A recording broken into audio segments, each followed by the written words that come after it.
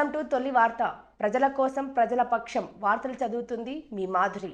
Jadcherla rural circle ఆఫీస్లో జిల్లా SP D Janaki IPS Prajavani కార్యక్రమం మహబూబ్ నగర్ జిల్లా police superintendent D Janaki IPS Prajavani సందర్భంగా ఈ రోజు నాడు జడ్చర్ల రూరల్ సర్కిల్ ఆఫీస్లో పాల్గొని వివిధ ప్రాంతాల నుంచి వచ్చినటువంటి 11 వినతి పత్రాలను స్వీకరించారు. ప్రముఖంగా ప్రజలు భూ వివాదాలు, కుటుంబ కలహాలు, నేర నియంత్రణ, మహిళా భద్రత మొదలైన వివిధ అంశాలపై తమ ఫిర్యాదులను ఎస్పీ ప్రతి వినతి పత్రాన్ని పరిశీలించి తదనుగుణంగా సంబంధిత అధికారులతో నేరుగా మాట్లాడి తక్షణమే తగిన చర్యలు తీసుకోవాలని పోలీస్ అధికారులను ఆదేశించారు.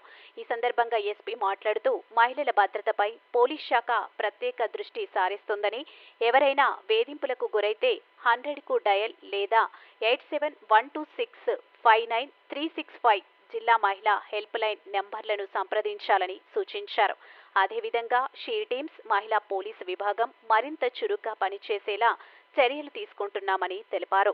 పోలీస్ శాఖ ప్రజలకు ఎల్లప్పుడూ అందుబాటులో ఉంటుందని, సమస్యల పరిష్కారానికి నిరంతరం కృషి చేస్తుందని ఎస్పీ స్పష్టం చేశారు. ఎవరైనా అక్రమ కార్యకలాపాల్లో పాల్గొంటే నేరస్తులపై కఠిన చర్యలు తీసుకుంటామని హెచ్చరించారు. జిల్లాలో శాంతి భద్రతకు పోలీస్ శాఖ కట్టుబడి ఉందని తెలిపారు.